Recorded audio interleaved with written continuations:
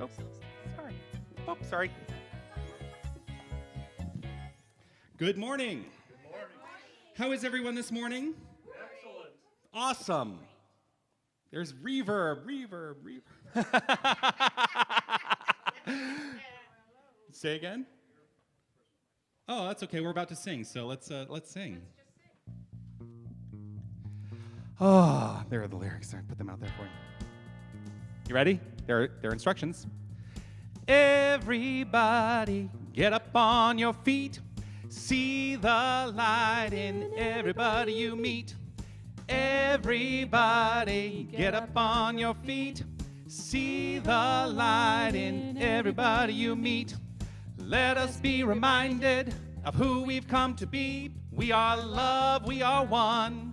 One big family. Hey, hey, yeah, yeah. Hey, hey, hey, yeah, yeah. Everybody, get up on your feet. See the light in everybody you meet. Everybody, get up on your feet. See the light in everybody you meet. Let us be reminded of who we've come to be. We are love, we are one. One big family. Hey, hey, yeah, yeah. Hey, hey, hey, yeah, yeah. Let us make a joyful sound. Here we stand on holy ground. Let us make a joyful sound. Here we stand on holy ground. Let us make a joyful sound. Hey, hey, hey, hey. Everybody, get up on your feet. See the light in everybody you meet. Everybody, get up on your feet. See the light in everybody you meet. Let us be reminded of who we've come to be. We are love, we are one. One big family. Hey, hey, yeah, yeah. Hey, hey, hey, yeah, yeah. Let us make a joyful sound. Here we stand on holy ground. Let us make a joyful sound. Here we stand on holy ground. Let us make a joyful sound. Hey, hey, hey, hey. Everybody, get up on your feet. See the light in everybody you meet. Hey, hey, yeah, yeah. Hey, hey, hey, yeah, yeah. All right. Well, welcome to Tucson New Thought. Oh, I'm like, you know what? So the last 2 weeks, well, 2 weeks ago, I was a little under the weather. And last week, I think I was still recovering. So you're going to get a whole lot of energy today because I'm like, here I am. Welcome to our spiritual community. I'm so grateful that you've decided to be here on this beautiful, beautiful, rainy Sunday morning. What a blessing it is, of course, in the desert to get rain. I'm always so grateful for it. Yeah, we come together as a spiritual community every week to understand and know one thing and one thing only. Do you know what that one thing is? What is it? Love is that one thing. We are a community grounded in, founded in love. For love is the one creative power, and the entire universe has been formed based on this power of love. That's what I teach, that's what I believe, and that's what I welcome you all into understanding in your own unique personal way. We are here to create a world that works for everyone. And we do that by providing practical tools for personal transformation and awakening humanity to its spiritual magnificence. I was watching a documentary, and there was something, I can't remember who said it in the documentary, but it was all about creativity. And somebody in the documentary said this. No, it wasn't a documentary. I lied. I'm lying to you. It was a Brené Brown TED Talk. And she said this. She said, connection is why we're here. Connection is why we are here. And I just want to say that connection is not just why we're here at Tucson New Thought. It is our very reason for existing on this planet at this time.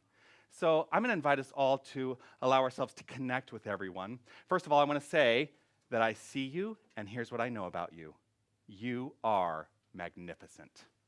You are magnificent. So let's greet our friends and neighbors, let them know their magnificence in our own unique, beautiful, personal way. And I want to say to everybody online that I see you. I know that we are connected, and you are absolutely magnificent. Thank you for joining us here today.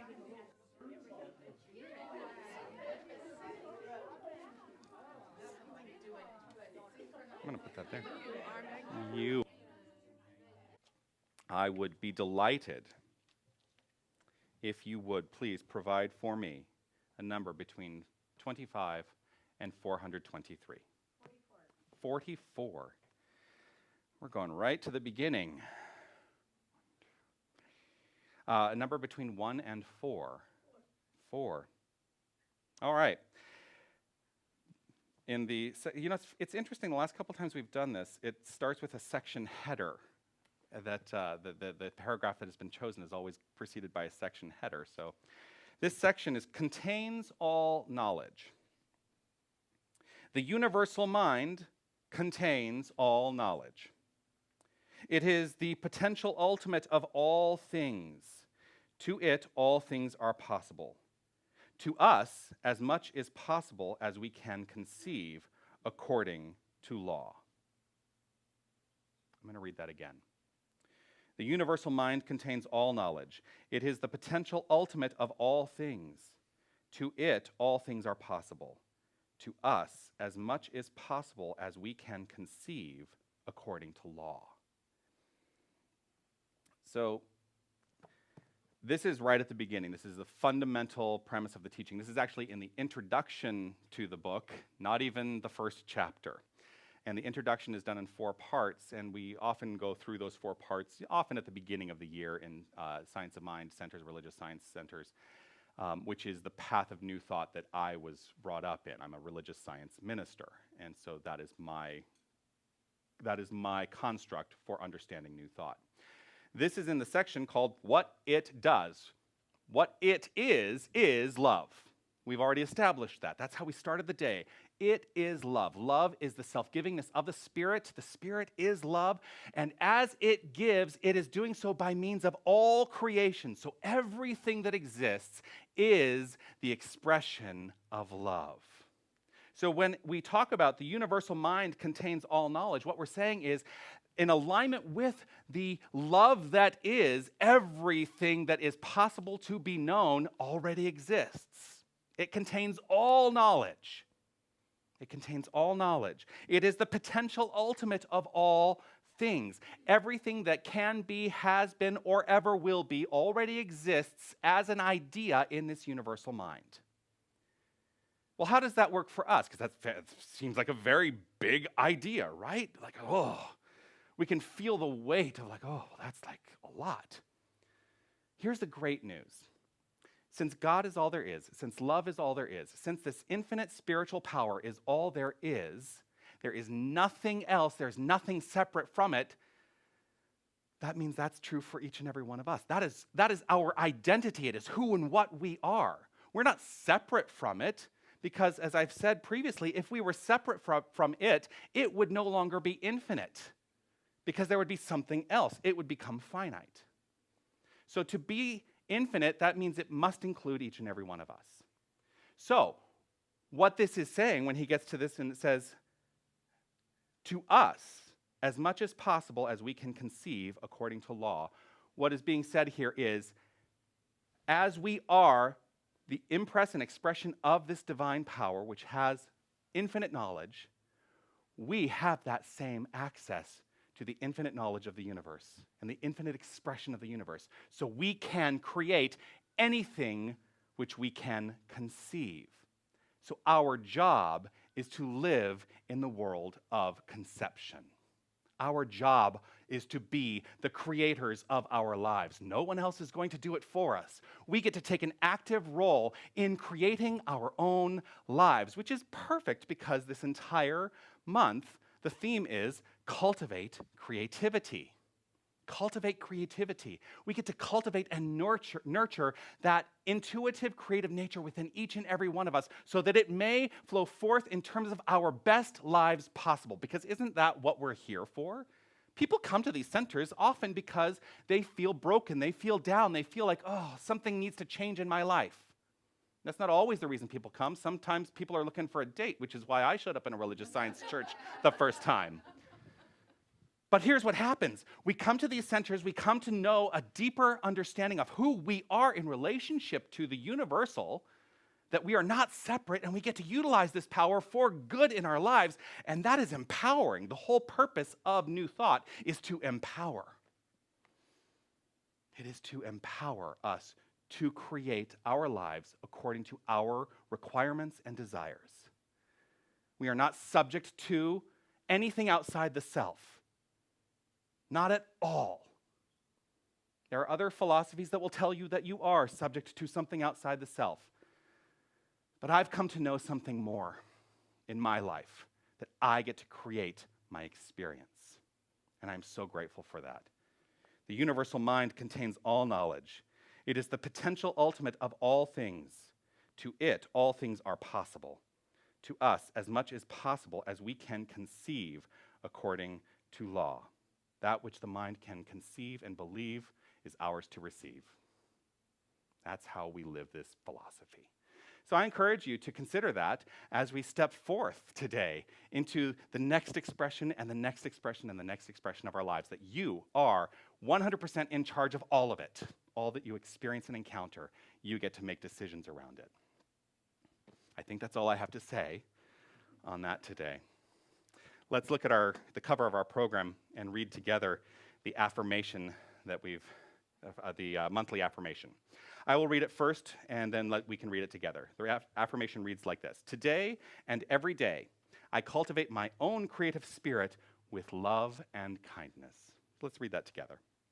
Today and every day, I cultivate my own creative spirit with love and kindness.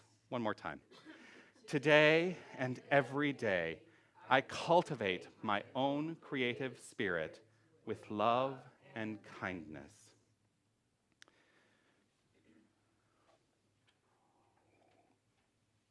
Just a follow-up on something I mentioned, that I did come to my first New Thought Center, my first religious science center, and it literally is I was being set up on a date. And what I want to let you know is that I found the love of my life. I found myself. Excuse me. The song I've chosen today, I've wanted to do this for a long time, and I don't know, you may recognize it, you may not. I used to have red hair as a child. It's gone brown now, but this song was made famous first by a very famous redhead.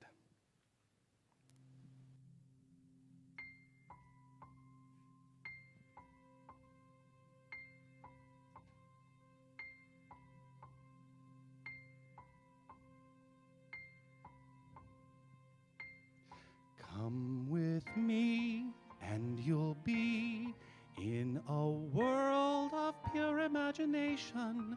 Take a look and you'll see into your imagination. We'll begin with a spin, traveling in the world of my creation. What we'll see will defy explanation. If you want to view paradise, simply look around and view it. Anything you want to, do it. Wanna change the world? There's nothing to it. There is no life I know to compare with pure imagination. Living there, you'll be free if you truly wish to be.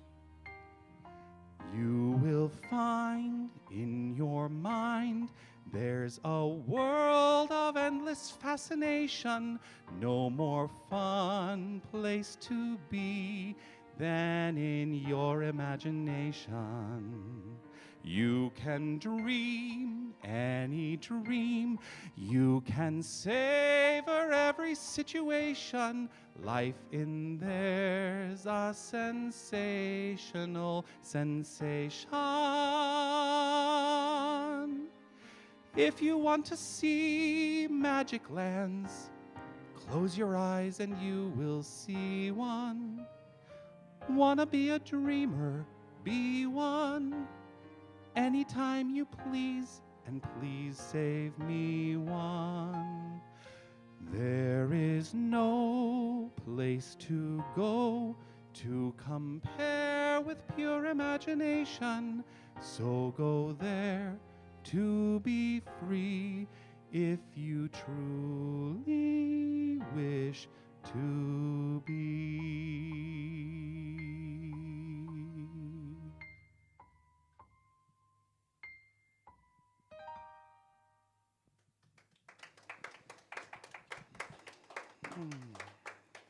Thank you.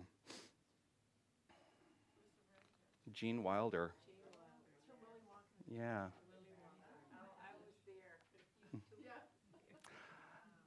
I think about that movie and how profound it was for me growing up to have that be part of my, it's so present as a part of my childhood, that movie, not the Johnny Depp remake, which I did not care for. It was very creepy. It's kind of a creepy story, though. Like, it really is a creepy story, and that really went for the creep factor. You know, I think about that boat ride, which freaked me out as a kid. I mean, that was terrifying. But the song, you know, when they come into that room where they first see the experience, and it's like, you know, here's the thing. That is the expression of a divine mind that knows there is no limitation. And so the character of Willy Wonka has allowed his imagination to take forth, be led through intuition to create this environment that is magical. We all have the capacity to do that. We don't have to go and rent a warehouse and create a magical room like that, but we get to create that in every aspect of our lives. Creativity is the thing that adds color to our world.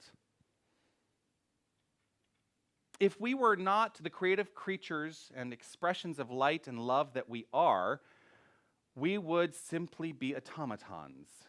That's what I believe. We would just be robotic and everything would be exactly, and there would be no room for expressiveness. Last week, you know, that color that creativity adds to the world. I talked about that through the Rainbow Connection. There's going to be a theme to the songs this month. I don't know if you've figured that out yet. We have a magnificent capacity to facilitate our own change. And that is what differentiates the human expression and experience of love from the animal kingdom, although I think that, you know, we're finding that there actually is more capacity for. Well, let me tell you, my cats affect change in their own unique way. They have decided minds and they can affect change. They can affect my behavior. Think about that, right? This capacity that we have to facilitate our own change is rooted first and foremost in imagination. What we can conceive, that imaginative idea, what we can conceive, and from that conception, move into that place of belief at the core of our hearts can come into our expression of life.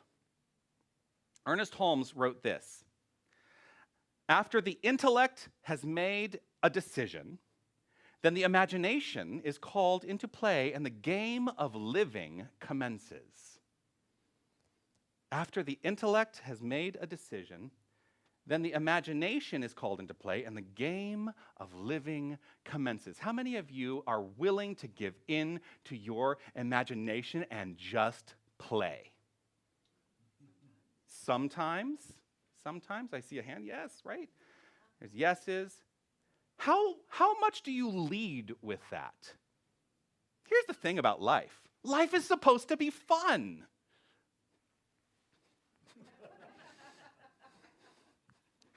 I did play the Scarecrow once, back in the day. I can, still maybe do a little bit of that. Life is meant to be fun. And if we are not having fun, then what's the point? What's the point? I want to have fun in my life. And so I allow my creative nature to take over and move me into that place of fun more and more and more and more. And I'm going to tell you something. I let that go for a period of my life. And here's when I let it go. Oddly enough, when I was learning this philosophy and thought, I'm going to be a minister. And so I'm going to be very ministerial. Shouldn't do that. I need to lose a little weight before I can really effectively let that jacket be closed. I let that go because I had this conception. See, there it is. What I conceived of, I had this conception of what it was to be a minister. That conception rooted itself in a belief system, and all of a sudden, a lot of the fun in my life went away because I had to be serious about the philosophy. I'm not British, but bollocks to that. Like if I am not up here saying life is meant to be fun and then living that, I can't tell you that life is meant to be fun. I need to be expressing that in every fiber of my beingness. I am here to lead as a spiritual leader by example, not to preach a philosophy and tell you how to do it. I have to be living it myself because that's the greatest way to learn how to live this philosophy, is to say, oh, I'll have what he's having. Right? We are always, 100% of the time, no matter what, we are always causing creation. It is ceaseless. It begins in our minds, that pure imagination. Everything we set in that imaginative, causative place produces an effect in the world of form. That is the fundamental premise of the creative principle that we teach. Everything starts in mind. The question then becomes, and I have to ask myself this question, am I willing at all times to experience the results of my thoughts? Am I willing at all times to experience the results of my thoughts? Because I'll tell you, I have thoughts come up that I would rather not experience. Gratefully, I have a causative mind, and I can catch it in the moment and say, oh, that's something I would rather not experience. I'm going to do the mental work necessary to eliminate that as a possibility in my life and move to the other side. We are deciding in every millisecond. Those decisions become the expressions of our lives. The process of creation is not about, I want you to listen to this very closely. You ready? Because this is big. The process of creation is not about fashioning something out of nothing. It is the process of refashioning what already exists. Everything in the world of form, everything, is the energy of divinity expressing itself as form. I talk all the time, and it's a concept that people have a hard time with sometimes. I talk all the time and say, everything is love. Everything is divine. Everything is this creative energy. But that's a very obtuse kind of conceit. It's an obtuse idea that people have a hard time getting in line with, right? The substance of matter is the substance of spirit. There's no separation. So just go with me on that. All right? Because the only thing that the divine infinite mind has to create from is itself, because there is nothing else. You see how that logically works? It is infinite, and so the only thing that it has to create from is itself, its own energy, its own understanding of itself. So the process of creation is not about fashioning something out of nothing. It is about the process of refashioning what already exists. So here's what happens. We have lives that we have experienced, and there are things in our past that exist. Is there anyone here for whom that is not true? We all got our stuff, right? We do not need to worry about trying to change that stuff. All we need to worry about is in this moment, moving forward, refashioning our mind and taking what already exists and allowing it to become what we would like to experience. One of the things that requires is forgiveness of the self, to let go of those things that we feel culpable for. We don't need to feel culpable for those things any longer in our lives. As we hold on to those mental ideas, what happens is we carry them into our present, and we carry them, and we carry them, and they weigh us down. And as they weigh us down, we refashion the world around us to be in alignment with those things from our past. We don't need to do that anymore. But it's not about addressing those things in the past any longer. It's about addressing what it is we would like to experience. At the core of all form is spirit. Spirit is the stuff of our experience. So our decision-making process is about recreation. And sometimes we create things we don't want. We have two options when we create something we don't want. We have two options. Either we look at that as failure, or we look at that as opportunity. Which do you decide on today? Failure doesn't have to be a negative. Failure can be understood as opportunity. Because here's the thing. I have had many lessons in my life. Again, anyone out there who has not had lessons in their life? I've had lessons in my life that have shown up for me to take the next step in my own personal evolution. And I recognize them now as lessons. I didn't always, and I used to live in that place of, oh, life sucks. Life is so hard. I don't do that anymore. I recognize that it is a lesson, and anything that I perceive as failure is just an opportunity to know the next thing, to know what it is I would not like to experience. Emma Curtis Hopkins was very famous for her affirmations and denials. And that is one thing that we have gotten away from a bit in religious science. We stand up here and we say, affirmation, affirmation, affirmation. Sometimes we need to say affirmation, denial, to know exactly what it is we would not like to experience, but always moving to the side of the positive and saying, here's what I don't want to experience, but here's what I would like to experience. Perhaps we need to start breaking those perceived failures in our own minds, those answers that come up to the question, is that what you wanted? If it's a no, if the answer is a no, we need to break that no. And we're going to break it down today into this idea. No means next opportunity. No is the next opportunity. So when we find something in our lives that comes up and we've attracted into our experience because we're in charge, and we say, no, don't look at it as a failure, look at it as next opportunity. That's how we break the no, because we can live in no, or we can live in no. What's next? What's next?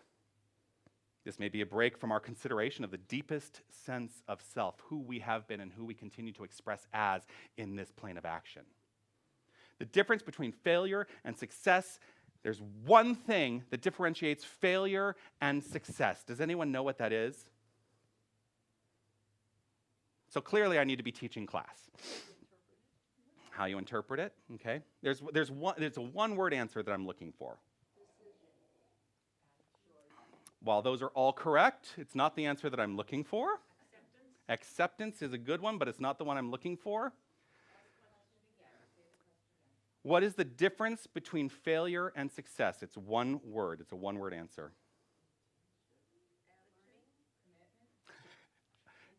You ready for me to tell you? Yes. Consciousness. Everything boils down to consciousness. So the reason I say I need to teach class is because that's the joke answer. That if you take a class, and some of the classes require an exam to pass the class, especially if you're going into becoming a practitioner or a minister, you have to pass the examinations. And we always joke and say, well, if you took an examination and every answer you could answer consciousness, and you would be correct. When you take a class with me, please do not do that. Today, I'm going to offer that I think it is time for us to reject ourselves. We need to reject our basest instincts that suggest we are failures in any way. If we think we are a failure in any way, it is time for us to reject that sense of self. It is time to heighten our sense of consciousness into that next thing, and that next thing, we must let go of the concept of failure and break that no. We had a paint party. You know, have any of you done paint parties? It's something I would love to do here, where you have an instructor, usually an accomplished artist of some sort, who will, for a group, bring you in and teach you the fundamentals of painting and what they have done. So what we did in Kauai is we were given the task of painting a landscape. And there were aspects that needed to be a part of this landscape. There needed to be a mountain. There needed to be ocean. There needed to be a palm tree. There needed to be a sandy beach. Okay, we were in Kauai, so we're looking at the environment around us. So we're all given the same instruction. There are 20 people in this experience of the paint party that I had just this past January. We were all in the same experience. And all you're given is, basically, you see what the instructor is working from, their conception of this painting. And they say, so we're going to start with mountains. And here's how you do a mountain. And they're verbally telling you how to do a mountain so that it looks like a mountain, right? And we're doing it, and we hear it, but I'm not looking at her painting. I'm looking at what I'm doing, and I'm making my mountain. And then we go on, and we're going to do the ocean. Now we're going to do the palm trees, and here's how you make the wispy fronds of the palm trees look like they're blowing in the wind. We're hearing all of this, and then you do the sandy beach, and here's what you do. And here's what is so exciting about that process, is we are all given, each and every person in that room, the exact same instruction. And what results are 20 completely unique paintings. 20 completely unique paintings. Partially, this is in how we understand and interpret the instruction through our own use of consciousness. But ultimately, what this is rooted in is our own imagination. What I loved is that there are people who really, they were very much into the mountain part of it. And so all of a sudden, their mountains were not just mountains, they were literally volcanoes, right? Well, we're on Kauai, so the mountains are volcanoes. But they really went for it, and then they've got lava coming out of theirs and everything. Like, it's really fascinating. These 20 completely unique expressions are rooted in the same infinite consciousness, but individualized through our own use of this consciousness. It is the decision of each artist. Now, here's one of the things that happens.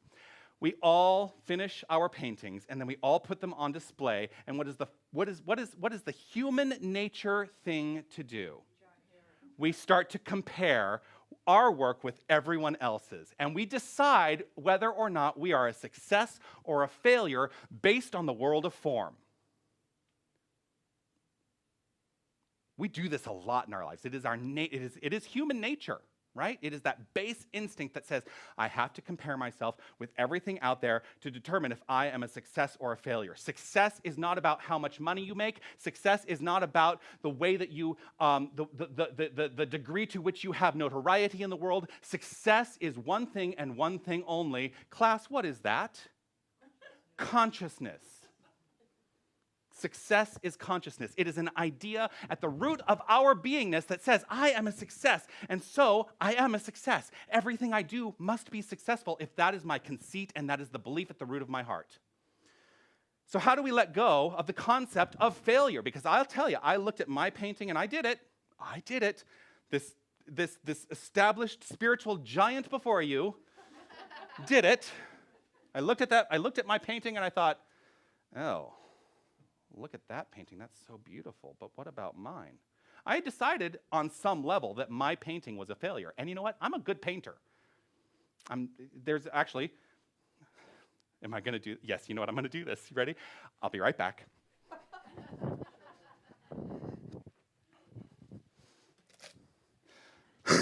This is the result of another paint party that I did. I don't know why I feel like this is the result of another paint party that I did. The concept was to do birch trees, right? So we were told how to do birch trees, and And it was up to us to determine what was around that. How did we express? What was the expression of our birch tree? I clearly did not want mine to be naturalistic, or did I? This is a conceit in my own mind. This is me using my own imagination to understand and express in a very unique, individualized way. This is what we have at our disposal at all times. Thank you. I'm going to set it there. Are you judging? I don't need to worry about your judgment because I know the truth for myself. Thank you. But even that, you know what? Even that, any judgment that we experience being expressed to us from other people, whether we call it good or bad, is for other people, not for us. I know who I am. I am in a solid foundation of knowing the truth of my beingness. I remember at every moment. This is what I've committed my life to remember who I am at all times.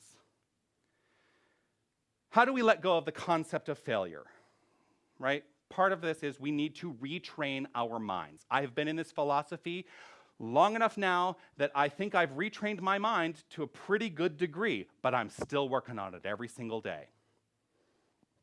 Do you know how long it takes to break a habit? There's a time frame that is suggested. 30 days, 21 days, 60 days, 30 days, 17 days. It depends on your consciousness. It depends on your consciousness. Because here, I went and looked it up today, because I've always heard it was 21 days to break a habit, right? That's kind of the standard thing that I hear around. I looked it up today, and in that infinite resource, the World Wide Web, who calls it the World Wide Web anymore? The internet. I Googled it, indeed, and it says 66 days on average to break and change a habit. But we're talking an average. For some, it is as little as 7 days. For some, it takes years. But on average, it takes 66 days. I don't know how they really quantify that. I mean, clearly there's research around that, right? Here's the thing. It is like going to the gym. When we are working to retrain our minds, it is like going to the gym. How many of you think that you can go to the gym once and walk out a muscle god? If that's what you're looking for, which it may not be. If you have a certain amount of weight to lose, how many of you think you're going to go to the gym once and lose all the weight? You have to work at it. This philosophy, I am sorry to say, is work. But as you work it, it becomes the basis of your being, and the work becomes part of you, and there will come a point where it is no longer work. But here's the next thing that happens. You then find the next thing that you need to work on, right? What is required is the commitment to change and the consciousness of change. You have to be consistent in the work. One day at the gym doesn't change anything. One prayer may not change anything. But we teach in this philosophy, pray, do your spiritual mind treatment work until you demonstrate. Demonstration is that thing that you want to experience actually being in the world of form. Required for the most efficient change, this is a requirement for efficient change. Develop good technique. Because here's the other thing that can happen at the gym. If you're a weightlifter like I have been in my past, if you do not have good technique, you can end up doing more damage. It's the same thing with mental work. If you do not develop good technique, you can actually create more damage. I'm not going down the road of knowing that there's any damage happening in this room or for anybody who's watching. I take the time to train my mind, and when I do that, I get the results I want. Technique requires training. To get the results I want and to avoid harm, I must do the work. Ernest Holmes wrote, "Trained thought is far more powerful than untrained. And the one who gives conscious power to their thought should be more careful what they think than the one who does not. The more power one gives to their thought, the more completely they believe that their thought has power, the more power it will have." It's the perfect demonstration of the creative process. If I believe that my thought has power, my thought has power. If I believe that I am powerless in my thought, then I am powerless in my experience. Everything is equal. Every thought that I have shows up in some form equally in my experience. We negate some of those thoughts. So when you say, well, I thought about $1 million, it did not show up in my bank account, it's because there is probably some underlying belief there, a thought idea that is negating that thought. So what do you do? How do you do this? How do you train your thought? There's a very simple technique that I teach and is the primary technique we utilize in this philosophy. We call it affirmative prayer, but frequently we also refer to it as spiritual mind treatment. This is the primary training tool in this philosophy. Ernest Holmes, in the glossary of the Science of Mind, wrote, "Treatment is the time, process, and method necessary to the changing of our thought." Now, a lot of people get confused when we talk about treatment because their approach to treatment is, I want to change that thing out there. But that thing out there is the result of that which is in here. And so treatment has one purpose. It is to change our thought, not to change the thing out there. As we change our thought, you know what naturally happens? That thing out there changes. But if we are approaching it from the point of view that we want to change that thing, now that may be a great idea. That may be a great point of knowledge to look at and say, oh, there's something out there that I would rather not experience. It's a great tool to be reflective. But if we're going to do the work, we're not trying to change the thing, we're trying to change this. Mastering the art, the act, and the science of treatment requires work. Here's what happens when the work is embodied. Your first solution to the perceived problems in your life becomes your last solution. When you embody, I'm going to explain it, when you embody the practice of spiritual mind treatment as a new habit in your life, then when something goes awry in your life, your go-to is no longer blame. It is no longer upset. It is no longer a sense of failure. Your first go-to becomes, I know who I am. I know that I have the power of mind, and I'm going to treat to know the deepest understanding of this. Your first solution becomes your last solution. Whereas frequently, treatment for, and I see this in ministers, sometimes myself included. I'm not going to say that I don't have experiences where treatment is the last thing I go to. Sometimes I go to that place of thinking I'm a failure, but I always get to that place of saying, I know who I am, and going to treatment. But it is work to train our minds to allow treatment to become the primary focus of how we shift our lives. Your first solution, treatment, becomes your last solution. It becomes the only solution you need. Got it? I have been on a journey for years to make my first solution my last. Still working on it. So if you are ready, here's the thing. If you are ready to break the no, if you are ready to recognize failure as your next opportunity, if you are ready to understand that your first solution is your last solution, let your perception of failure be something new. Come with me, and we will be in a world of pure imagination. We will not only imagine this new world, we will create it from the inside out. Namaste.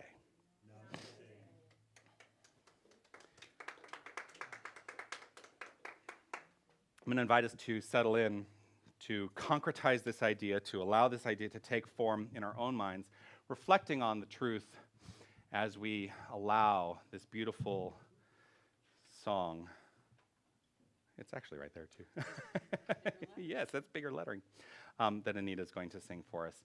It's a chant, and you're welcome to join in. God is, I am, right here, right now.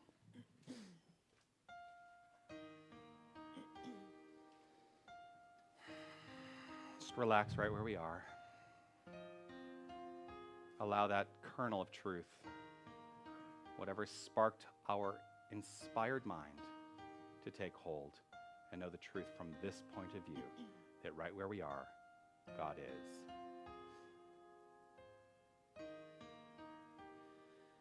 God is, I am, right here, right now.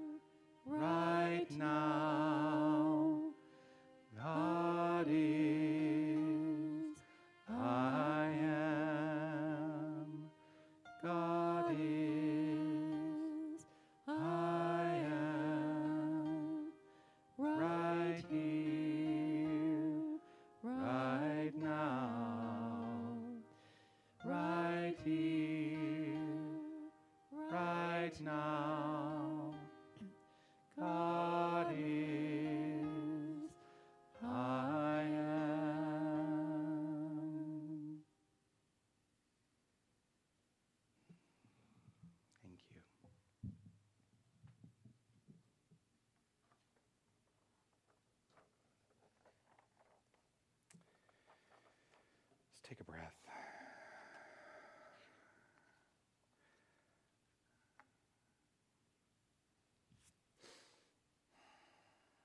Tucson New Thought is a community that is supported entirely through your generosity.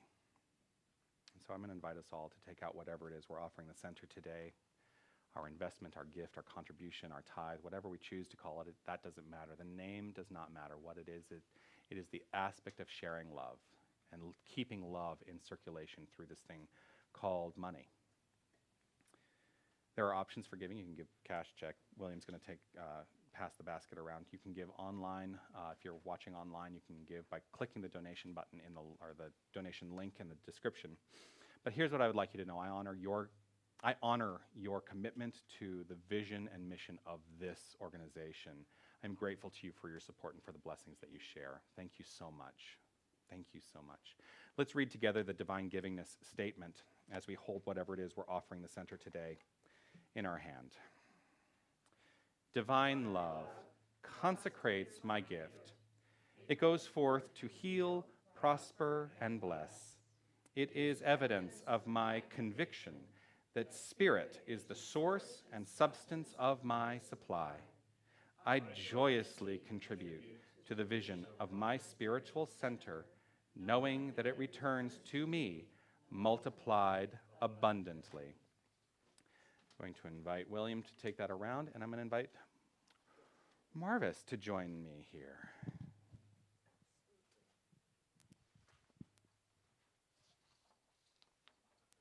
There we go. You want to? Yeah.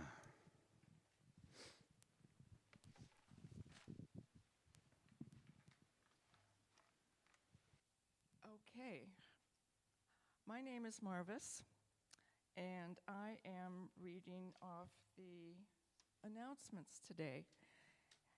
And I begin with a couple ongoing items. A little bit of a change because some months there are 5 Sundays, not 4.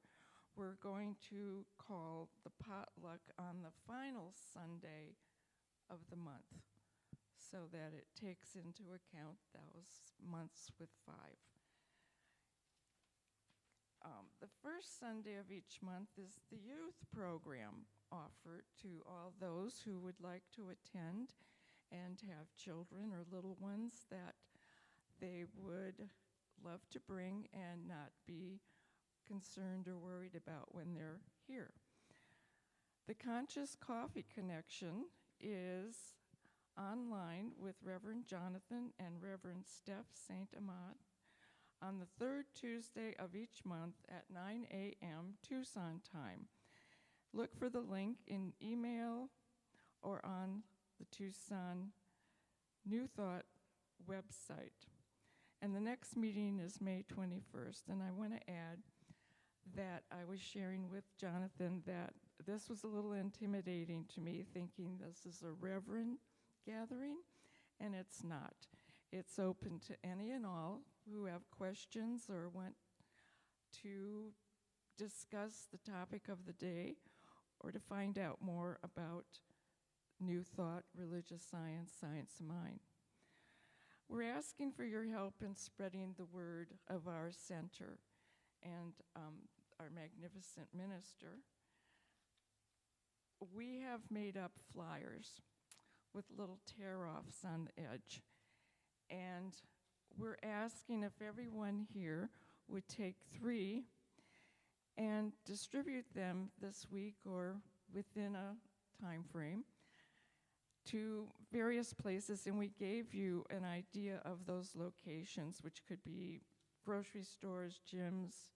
I notice other churches. Maybe not. But laundromats.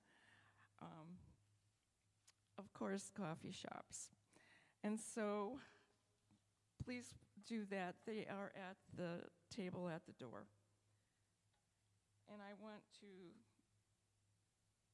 ask you to check out our website for more information about the activities going on, such as Wednesday evening meditation and engage with us on Facebook or Instagram. I guess that means post a picture of Reverend Jonathan vacuuming. I also want to put in a request for individuals who would enjoy signing up to bring treats or snacks on Sundays, especially next Sunday, because I don't think I'm going to be here to bring the snacks. So if someone could sign up for that, I'd really appreciate it. Or if you'd like to participate in any way in volunteering, speak to any leadership council member. And thank you for your time. Thank you so much, Marvis. I would like, since you've mentioned the Leadership Council, I do want to invite the Leadership Council to stand up so you can be recognized. We know who the Leadership Council are. It is Marvis and William, Mirta, and Karimon. And I'm on the Leadership Council as well. But if you have any questions or thoughts, you're welcome to speak to any one of us. The other thing I want to let you know is that we do have a Sacred Journey experience that is coming up in November. We have these postcards that are on the table there as well. The Sacred Journey is a 4-day immersive spiritual journey. It is a boutique experience. We are limiting it to 20 people. What I'd love is if you're local, you are welcome to participate, but I'd also love to invite people from not Tucson to come and enjoy and experience the sacred nature of the Sonoran Desert with us. So there's going to be workshops and experiences and labyrinth walk, and we're going to do a day at the Desert Museum, because if you're coming here, you have to go to the Desert Museum, right? And it's all part of the Sacred Journey, November 7th through the 11th. So I would love for you to let all of your friends know about that, and if you would like to join us, we would be delighted to have you. We also have treatment request cards. We have myself as a minister, Marvis as a minister. If we will do prayer treatment work for you, if there's something that's happening for you in your life, you can fill out the cards which are on the table here, put it into the beautiful box. The box is open now, but when you put it in, close the box, because what is yours is private to you. And we will do the treatment work for you. If you would like a response to know that the treatment was complete, you can put your name and email address on the back of the form, and we will send you a response to let you know that it was complete. I want to thank Aiden for his technical support today. I'm sorry that everything went awry, but that's not your fault. It's the fault of the technology, and that happens sometimes. I want to thank everyone who has showed up today. I want to thank Britt for bringing our hospitality. Please stay and enjoy some hospitality, some nibbles after the gathering today. I want to thank Shira, who is going to be doing her genomic screening here after the service today, which you may have seen in some of the stuff that we've been sending out. If you are on Medicare and have your, if you're on Medicare and supplemental, and you have supplemental insurance, you can get your genomic screening at no cost to you. So if you have, cancer risk and medication interaction risk as well. If you have questions, you can ask Shira about that, and she's going to be doing that after the gathering today.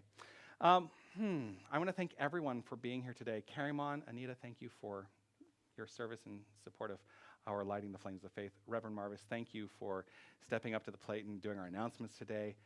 I'm so grateful for this community, and I'm so grateful that you've decided to join here today. We're going to change. So, because last week I felt like a failure. I did. Oh, yes, we should bless this offering, shouldn't we? Or not. Let's just take this moment of reflection to know that what has been collected here, this offering is a blessing to the center. It is the actual physical manifestation of currency that allows us to understand that we are always in that current, we are always in that flow, and it moves through this experience, this time, this place, to do magnificent work in the world. I am so grateful for all that has been collected here, and know that it is utilized with the highest integrity by the Leadership Council, by me, by this organization. I live in gratitude for this, and I allow this to be, releasing this word, I let it be so. As together we say, and so it is. Thank you. Sometimes I forget. Sometimes I forget. Oh, and I don't want you to also, I sing with Reveille, the men's choir here in town. Our concert is next week, Saturday and Sunday. There are postcards on the table. I would love to see you all there. And I have a solo, and I'm not going to tell you what I'm singing as a solo in the show. But it's It's a show that is based on show tunes, and Les Miserables is, just a show that comes to mind. Anyway, so for those of you who are, yeah. All right, so last week I felt a little bit like a failure because I did not care for the closing song that I have chosen for the month, and I sat here and I was like, and it just felt very lackluster. So I scrapped the closing song. We're not going to sing that song. What we're going to do is we're going to dance it out, and that's how I choose to end the day. Hit it. So feel free to just get up and dance.